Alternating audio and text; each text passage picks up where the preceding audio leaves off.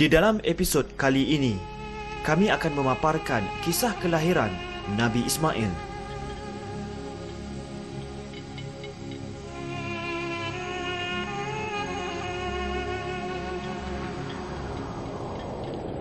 واذكر في الكتاب إسماعيل إنه كان صادق الوعد وكان رسولا نبيا وكان يأمر أهله بالصلاة والزكاة وكان عند ربه مرضيا. Dan bacakanlah wahai Muhammad di dalam kitab Al-Quran ini perihal Nabi Ismail. Sesungguhnya ia adalah benar menepati janji dan adalah ia seorang rasul lagi berpangkat Nabi. Dan adalah ia menyuruh keluarganya mengerjakan sembahyang dan memberi zakat. Dan ia pula adalah seorang yang diridai di sisi Tuhannya.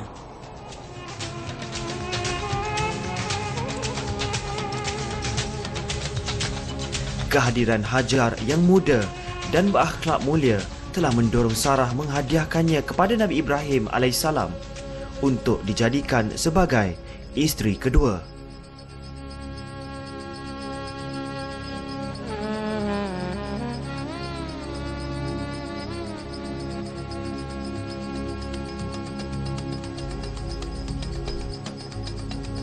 Hasil dari perkahwinan ini, Hajar telah melahirkan zuriat Nabi Ibrahim AS yang pertama yang diberi nama Ismail.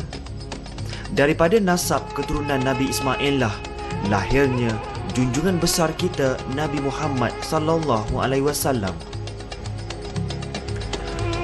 Kelahiran Ismail telah memberikan kegembiraan dan keceriaan kepada keluarga Nabi Ibrahim AS.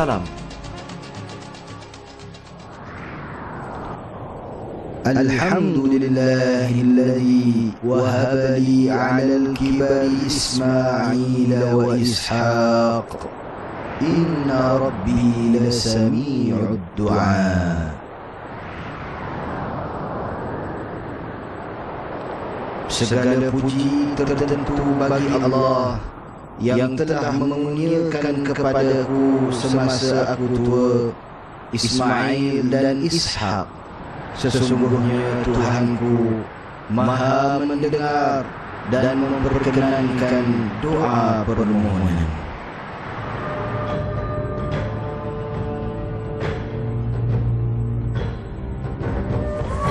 Namun begitu, selang beberapa waktu, kelahiran Ismail di dalam keluarga Nabi Ibrahim AS menyebabkan timbul perasaan cemburu di hati Sarah.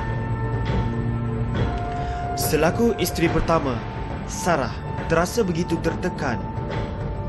Sarah telah meminta Nabi Ibrahim AS agar Hajar dan bayinya tinggal berjauhan dari mereka.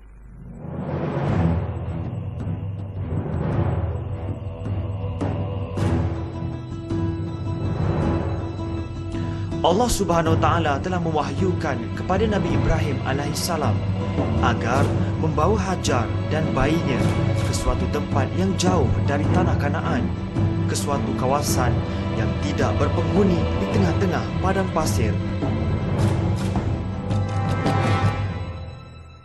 Kita perlu memahami situasi dan suasana yang sedang dialami oleh Nabi Ibrahim AS ketika mana Siti Sarah, isteri pertamanya, meminta agar Hajar dan bayinya Ismail AS dibawa jauh daripada pandangannya.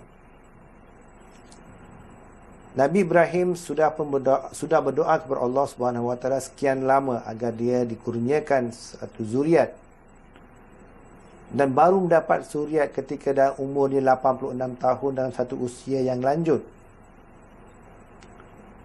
Dan pada ketika ini pula dia terpaksa berpisah daripada anaknya dan isteri keduanya.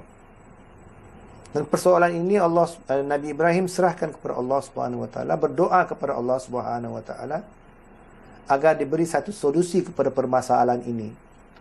Dan Allah Subhanahu Wa Taala telah mengilhamkan Nabi Ibrahim alaihissalam membawa Siti Hajar dan bayinya ke satu kawasan yang jauh daripada bumi Palestin, ke Makkatul Mukarramah. Kalau naik kapal terbang pun hampir 2,5 jam perjalanan daripada Palestin ke Makkatul Mukarramah.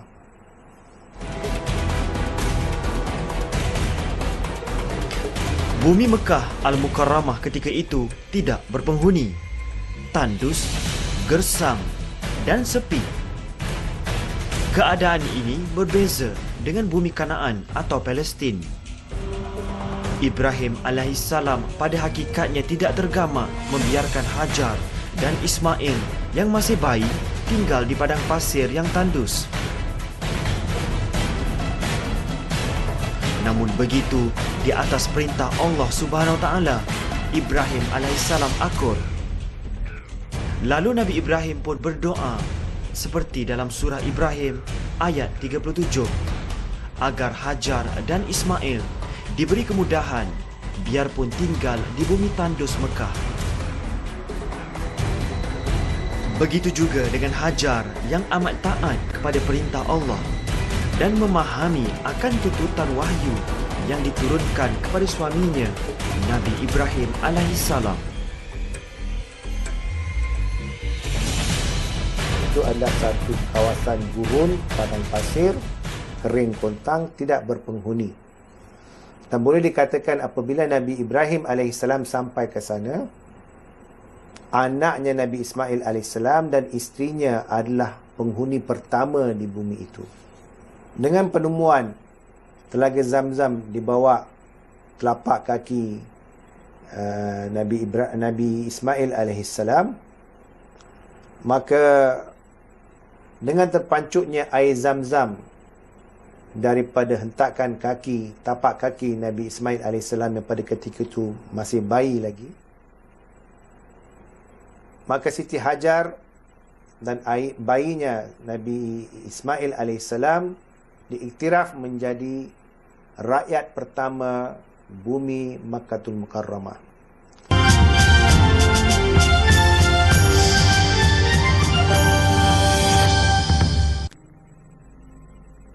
Selesai peristiwa menghantar Hajar dan Ismail ke Mekah, Ibrahim dan Sarah dikunjungi beberapa tetamu aneh yang tidak dikenali. Pelakuan aneh tetamunya seperti tidak menjamah makanan, apatah lagi menyentuhnya, telah menimbulkan rasa ketakutan di dalam diri Nabi Ibrahim alaihissalam. Tetamu yang diutuskan oleh Allah Subhanahu Wa Taala itu merupakan para malaikat yang membawa satu berita gembira dan satu berita ancaman. Perkabaran gembira yang dibawakan oleh malaikat tersebut adalah mengenai kelahiran Nabi Ishaq alaihissalam melalui isterinya Sarah. Manakala berita ancaman pula ialah kota Sodom dan Gomorrah akan ditimpa azab.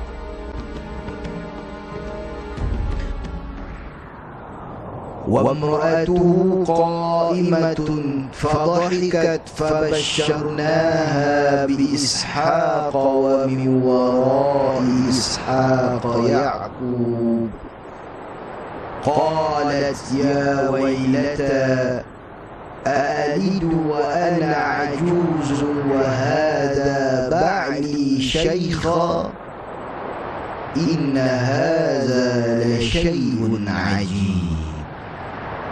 Dan isterinya pada ketika itu berdiri, lalu ia ketawa kerana hilang perasaan takutnya.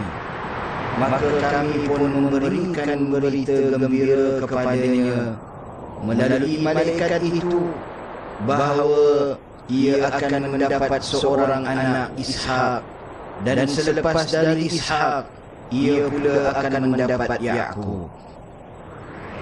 Isterinya berkata, sungguh ajaib keadaanku. Adakah aku akan melahirkan anak padahal aku sudah tua dan suamiku ini juga sudah tua? Sesungguhnya kejadian ini suatu perkara yang menghairankan.